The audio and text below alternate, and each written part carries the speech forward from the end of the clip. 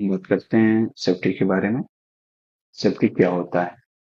तो it is a condition which gives you free from hazard, accident, which may cause injury, damage and loss to material or property, damage and even death. या हम कह सकते हैं कि safety is defined as freedom from those conditions that can cause injury to persons, including death or damage to property and environment.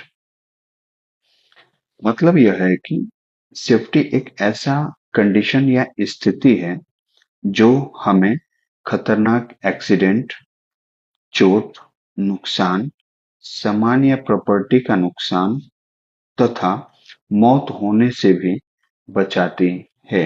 ये अपने दैनिक जीवन में बहुत ही महत्वपूर्ण है।